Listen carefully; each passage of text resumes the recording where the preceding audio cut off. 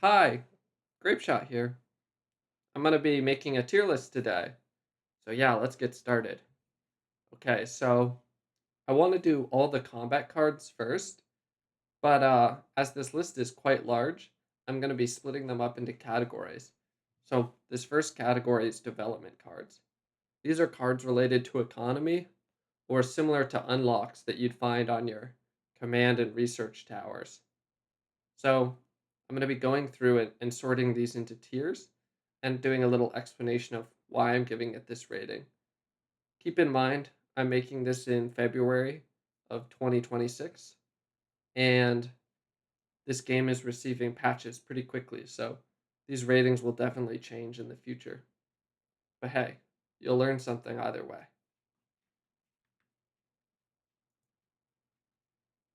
So these are the tiers I'm going to be using. I'll just quickly go through what they each mean. S tier is like, oh, this is always good, and you should just go this. A tier is like, oh yeah, this is really good, but I'm not always gonna go this. I'm only gonna go it in the scenarios where it's enabled. B tier is like, this is okay, and you can sometimes take it, but like mostly only when it's really good. C tier is like, this is probably bad, and I'm only taking it at its absolute best. And D tier is like, there's only one insanely niche scenario where this is playable, and even then, it's not going to make much of a difference. That's like garbage tier. I, I actually think you'll be surprised to learn a lot of these economy cards are not so good, and people overvalue them because they don't actually understand the math behind how these cards play out in a game. And that's what I'm here to tell you about today. So hopefully, we can correct some of your thinking and get people skipping more. I think you'd be surprised to learn that the number one mistake players are making is not skipping enough on combat cards. So let's take a look. Our first card, additional deployment slot. This card is actually pretty okay. The economy is pretty much the same as supply enhancement. When you're playing at high levels of mechabellum, you're going to be finding that you're going to be using the additional deployment slot that's offered a lot of the time. And so this is pretty similar to just plus 50 production, but it's also getting you one additional deployment on the turns that you'd want to go four deployments. And that's like pretty okay. I'm not going to go too much into the calculations of whether or not this is gold efficient because it's pretty similar to supply enhancement, but suffice to say, this is just better than supply enhancement because of the ability to do the extra deployment and because it works the turn that you use it, right? So when you first take this turn, you get an immediate return on your investment. And so for that, this card is like pretty okay. Now, the reason this card isn't so high is when it's offered, like turns 3 through 5, that's like an okay plot place to be taking this, but on those turns really a lot of the time you just like can't afford to give up tempo for a play like this. And if you end up just placing like four crawlers that turn, it's actually going to be not so good because your opponent is going to see this being offered, and I think a lot of the times this is offered, the first thought that goes through a competent opponent's mind is, oh, I should just skip on this and buy a bunch of chaff clear and then just wipe my opponent this turn and try and snowball them. So obviously it's a little bit heads up to like predict when your opponent is going to make these kind of plays, but I just think it's usually going to be too much of a tempo loss. So for all those reasons, this card is B tier. Advanced power systems. This this is a card that gets picked very highly. The data on how often players like take this is really crazy.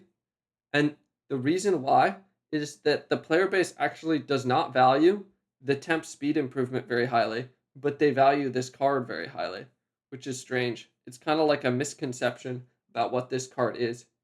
So it's kind of similar to the additional deployment. Well, it's very similar, right? It's giving you that temp unlock every turn, right? But if you look at player data on decision making, that is made about these unlocks without these cards, you'll see that players really do use the additional deployment a lot, but they do not use the unlock on speed very often. It's really a niche thing that is usually coming out only on turns where players win or when players are abusing specific technologies like kinetic charge, steel ball, right? And when you're not already using the speed deployment, this is really just offering you an economy card to force your gold into a section that otherwise you probably wouldn't have used. So I think that everyone needs to use this card much less than they're actually using it. You have to think, was I going to be actually using speed enhancement this turn? I mean, personally, I very rarely use speed enhancement.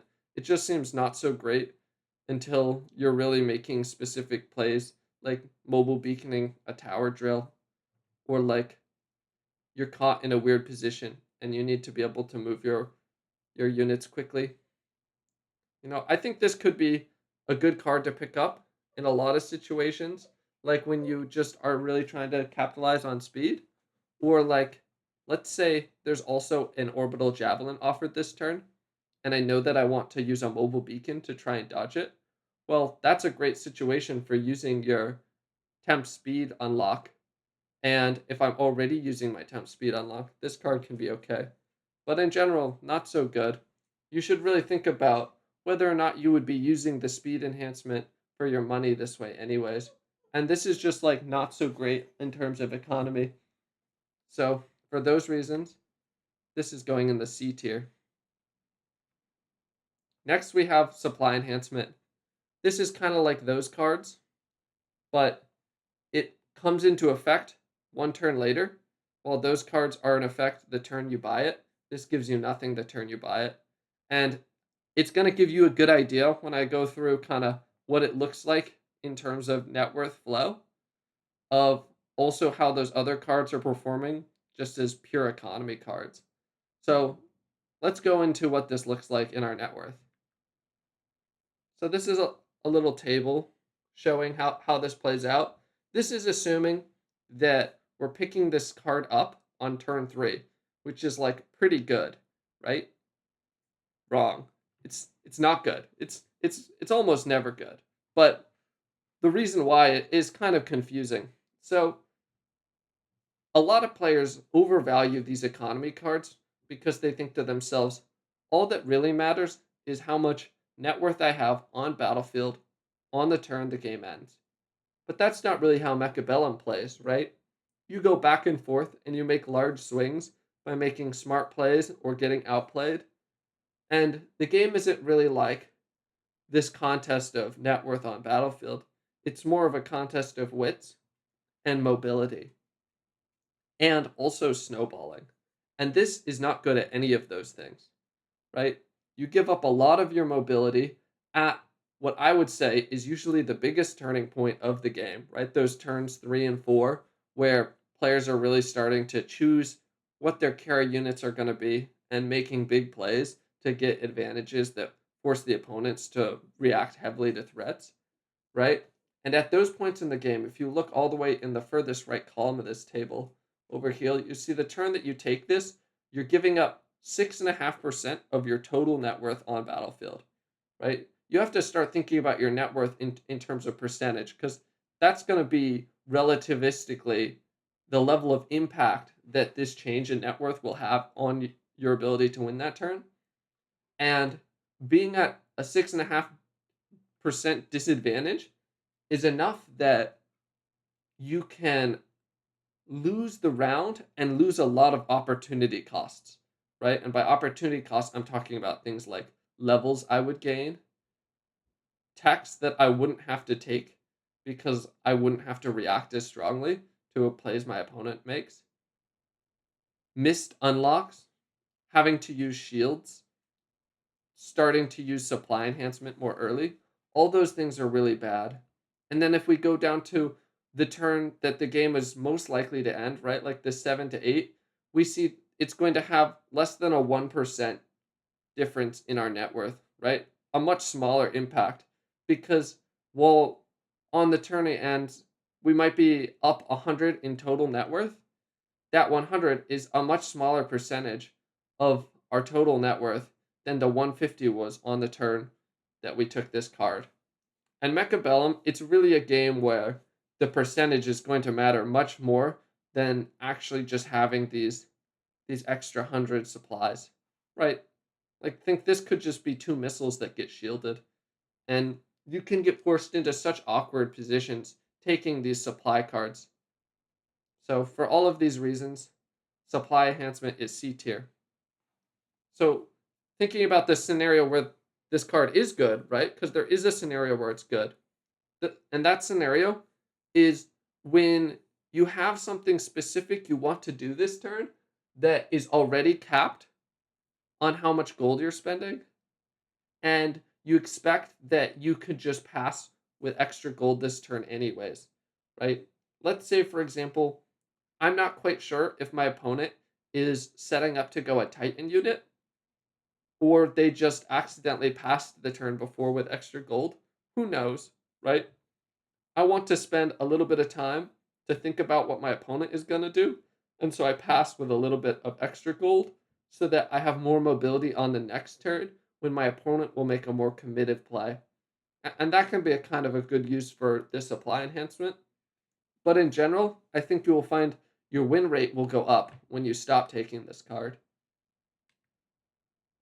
Efficient giant manufacturing. This is like so bad.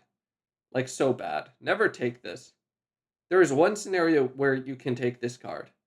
So, like, the thing about this card is people kind of view it as perspective net worth gain, but they don't actually think about, like, games of Mechabellum are not so long that this card actually realizes the perspective net gain that it presents to, right? You just, like, can't play 10 giants in a game of Mechabellum. There's, like, not enough room on your map, and games end on, like, turn 7. Like, it just can't happen. And, like, I think people will think to themselves, oh, I was going to go Vulcan, Vulcan Crawler this turn. Instead, I can go Vulcan, Vulcan, Vulcan, and then this card is free. No, a free card is not that, right? If it changes your decision making, it is just bad. And then you just never buy a Vulcan again. Because, like, what? Are you going to just buy 6 Vulcans? Who would do that? And how are you going to be buying all these giants when you're spending all your gold unlocking this card that does nothing? This card is so bad.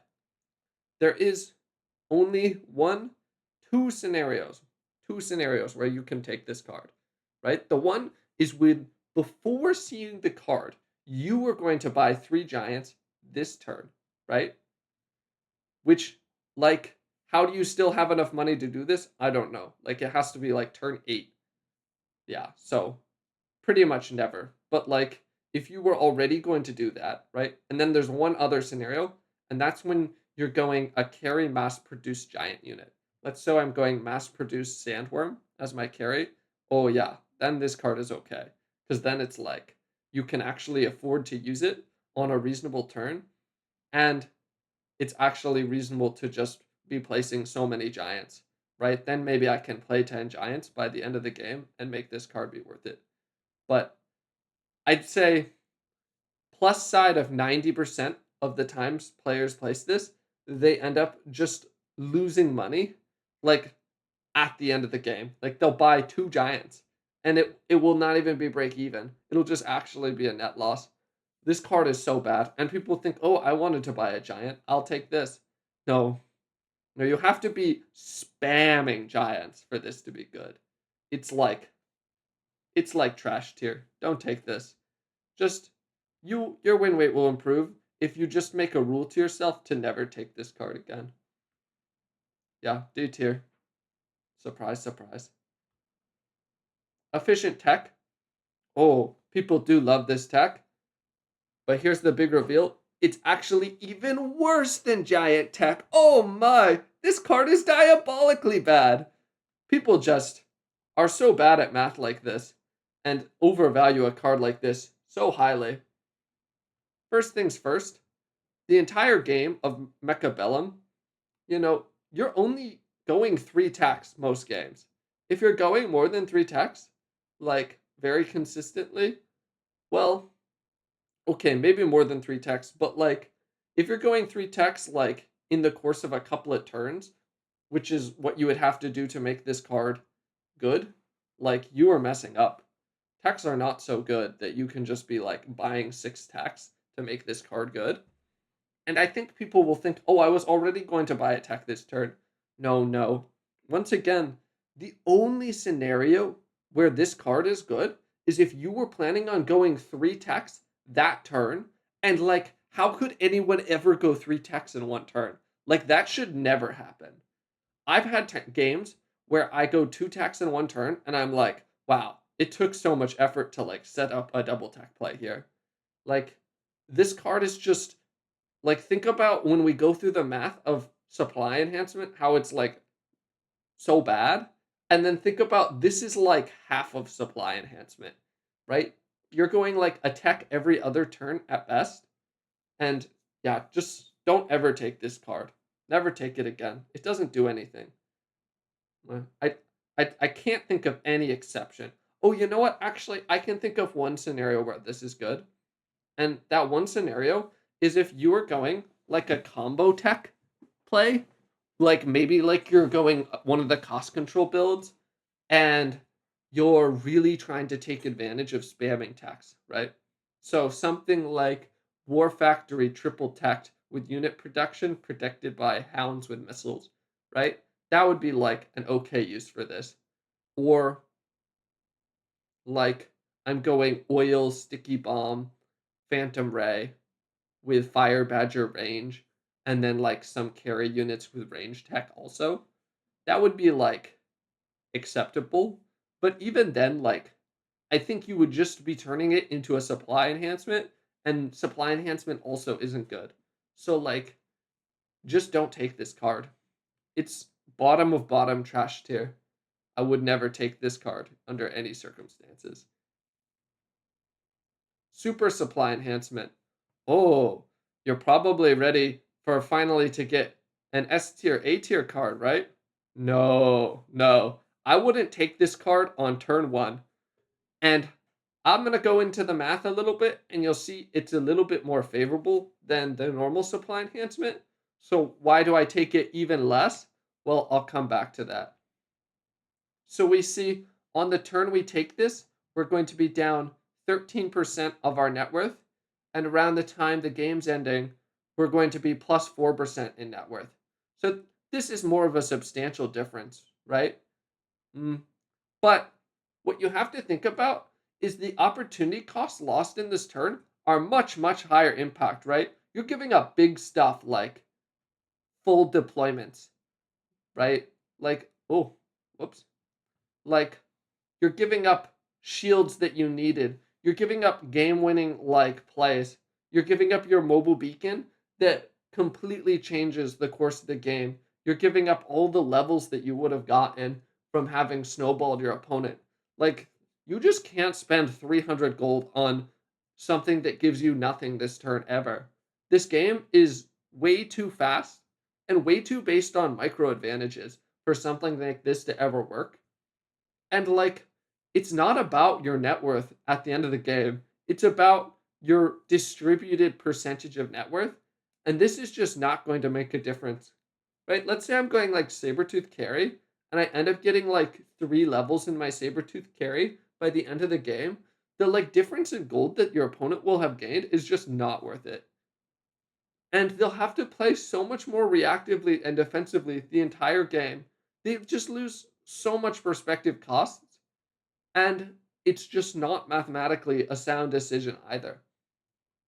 This card is just a never pick. There is 2 scenarios where I would say you could pick it. I personally will never take this card, but these are the 2 scenarios. One, if you are just like really confused by your opponent and you're just like, I don't know what my opponent is going to do at all. I don't want to do very much this turn because I want to have my gold next turn so that I can play much more reactively, right? That's a scenario where you can use this card, right? And then the second is when you're just like really overwhelmed by the game right? And you need to like spend a little bit more time to think, and you don't think you'll be able to finish your turn in time, oh, then this card is just great because it allows you to spend your gold in a way where you won't be punished. So, yeah, this is garbage tier. Efficient light manufacturing. So, this one is a little better, but a little bit more situational, right? So, this gives us pretty much the same thing as big supply, but it's pretty much cheaper, is how I would think about it, right? It comes down this turn, right? And it gives you 150 resources every turn that you use a triple deployment where you don't deploy a giant, right? And so here, I'll pull up the table for this. You can see this is like actually not so bad. We have maybe like 6% more net worth on the time the game is ending, and we're only giving up 8% net worth at this point. But this is a much more restrictive card. The requirement of triple deploying units that are not giants every turn is like not something that should actually occur very often. But if it does occur, I think the math actually does back up this. So, like, if you're going something like, say, Wraith plus Steel Ball, where you kind of expect you're never going to be going into any giant units, and you can actually just know for sure you're going to be triple deploying for the rest of the game, then yeah, I think you can actually take this card. Um, and then the other thing that makes me rate this card higher than the other economy cards is sometimes you'll have already taken additional deployment slot or unlock it after, and then it makes this card so much better because then it's going to actually be generating like 8 to 9% more net worth at the end of the game due to your ability to quad deploy non-giant units. But I do think the perspective cost in most builds of giving up the ability to unlock giant units is quite large. So don't think that you can just like always take this card. You have to be playing like a pretty specific comp. And also, you have to know that the game is going to be going pretty long and that you're getting this card at a good enough time.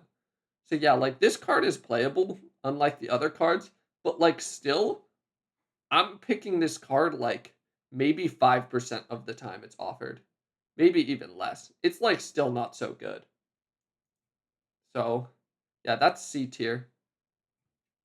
But I would say it is better than supply enhancement. So, like a little closer to B tier, but definitely not B tier. Advanced tactics. Yeah, this one is like pretty simple. The one thing I'll say about advanced defense tactics and advanced offensive tactics is like keep in mind they're no longer exactly the same as the research center. For these, their gold requirement went up as opposed to the percentage bonus going down for the damage enhancement. But yeah, these are like pretty good. I'd say by the end of most games, you should actually be using all of your enhancements. And like for that reason, I think this is going to be pretty strong.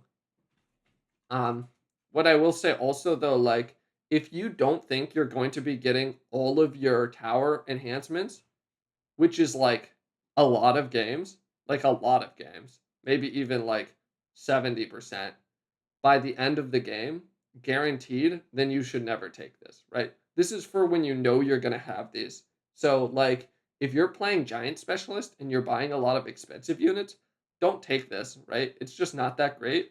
And it's worse efficiency in an unlock than just using the unlocks available on your research tower, those attack and defense enhancements. And so I'll say pretty much the exact same thing for the attack enhancement, right? It's a little bit more expensive. The bonus is a little bit more valuable. And so yeah, these are both going to be solid B tier pickups. And moving on to our last upgrade here, advanced targeting systems. Yeah, so this is kind of like an interesting take because this is the most like expensive of any of these cards. I think it's actually maybe even the most expensive card in the whole game. But I actually do think this card is good. And the situation where it's good is when you're playing standard versus standard. And like, if you think about this as an economy card, it's quite bad, right? You're paying 450, right? Minus the 100 that you get this turn. from the perspective value of of the advanced range. If we're applying a value to of 100 gold per turn, right, which is the normal unlock cost. But like range is just the best stat in the game. And if you're in these long range combats, this can just make a huge difference. On the final turn, you can double range. Like, I don't even think it's that crazy that on the last turn of a game, you would take this just to have double range for one turn. Because, like, if you're going sniper versus sniper, that kind of just wins you the game. But yeah, just never play this in like mid range, aggro, fast unit games. Like, has to has to be standard versus standard, and it has to just be a totally long range engagement. But yeah, this card is like actually pretty good. I would say it's definitely pickable, but don't pick this when you're in any sort of headbutt, either player playing aggro. The card is very fragile because it's just so expensive. But yeah, range is a busted stat, so don't be afraid to take this card. This is the only one for this video that I will put at the A tier. So yeah, thanks for watching and expect more of these because I'll be going through all the cards pretty soon. Thanks.